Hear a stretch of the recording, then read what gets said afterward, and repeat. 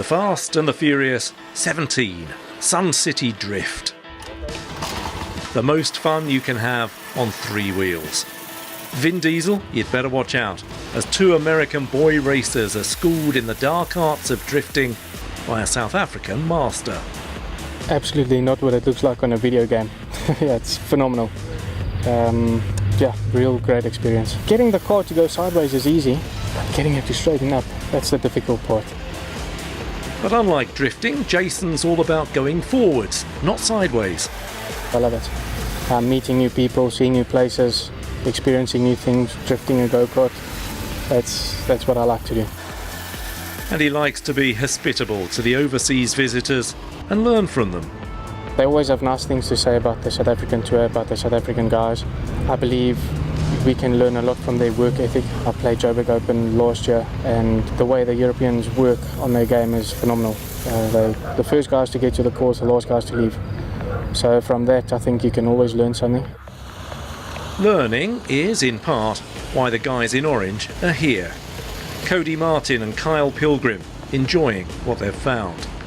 It was really cool, actually. I didn't know what to expect going into it, and you know, we talked before, like we're decent at video games, does not translate whatsoever. So it took a while to get the hang of it, but I think by the end, I think I took the crown.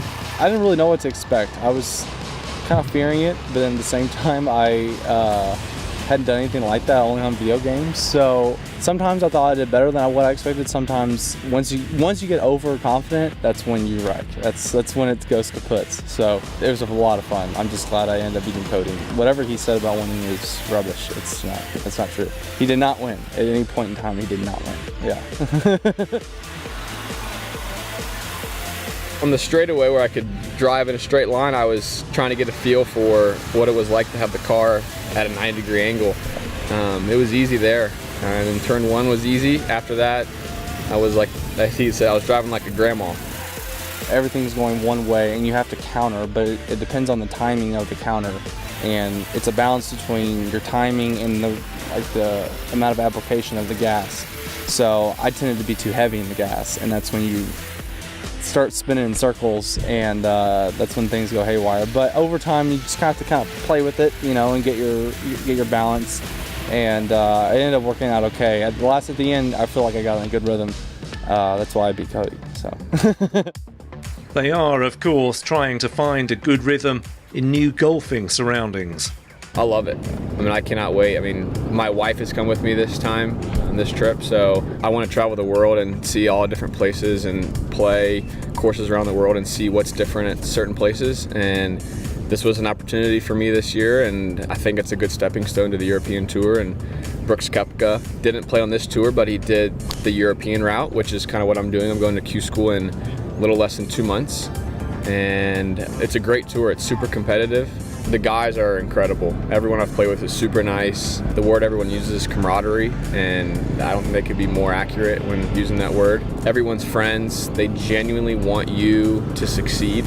The tour staff has been extremely welcoming to us, especially the players. I feel like, you know, after the round, we can all, you know, talk, and getting handshakes, high fives, congratulations for good rounds, good shots, good holes, whatever. I mean, it was so opposite what I expected. So I've really liked everyone I met, and the golf courses are very strategic. You have to be very disciplined to play around here, and you have to really think your way around making a good score. And so when I kind of observed some of these courses, I had to kind of think back and to play my strengths in a different way than I might have if I'd stayed in the U.S. And had to rely on different parts of my game. So I felt like I've gotten a lot better just in these couple of months that I've been over here. I've learned so much about my game and how to travel and deal with a lot of things. I've really matured a lot in this tour. So I feel like it's done wonders for me just to this point, and we're really kind of early mid-season. And then to be able to play in the European Tour in a year or so time is humongous for an American. While neither has been able to shine at the Sun City Challenge, Kyle hit the heights for a time at Highland Gate. Last week at Highland Gate was awesome. Happened to play well and learned a lot that week as well. And I feel like that was a really different kind of golf course than we'd played. And now here, this is kind of if you didn't play well to be in, because it's a fun resort. and I'm really looking forward to traveling and seeing other parts. I'm pumped up for Cape Town in a couple of weeks, in Durban, and I'm excited to see all the different climates and environments and travel with these guys. It's been so much fun to this point that, to me, I don't have any expectations. I'm just waiting to see it all.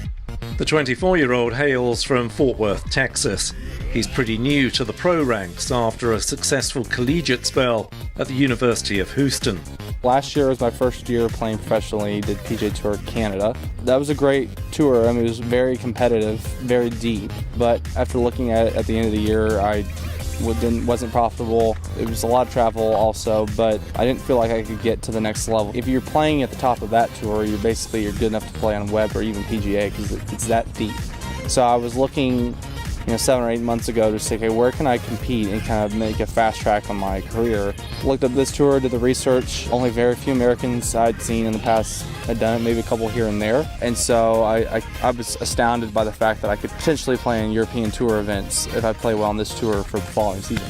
So, that kind of leapfrogs your career in a way that you can't in the US. A young man with a plan, and he feels it's going okay so far.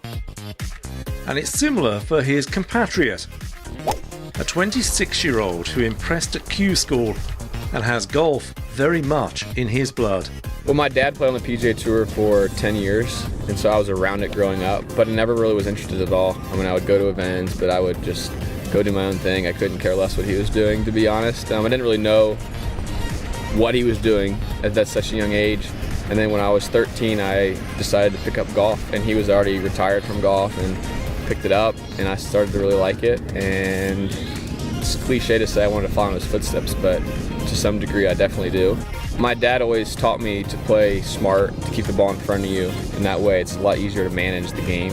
When you start getting a little erratic or you start playing overly aggressive, you can start hitting into trouble and then try to do too much, then you start making bogeys, where if you keep it in front of you and just plod along, I think you can have a lot of success. However, the trend of the game is starting to hit it as far as you can, find it, wedge it on the green, make a couple putts. But there's still guys that are doing it where they're having a little more strategy involved. And these courses definitely require a lot of strategy. As for the strategy involved with the drift trikes, well, he might be better than his dad Doug would be, but it's debatable who has the best moves on the track at Sun City. Oh, beautiful. I won. No, you didn't. Not even close. Oh, nice race. It was fun. Yeah, very good. Enjoyed Thanks, boys. That was a lot of fun. That's good. Thanks. Thanks for letting me win the finals. Yeah.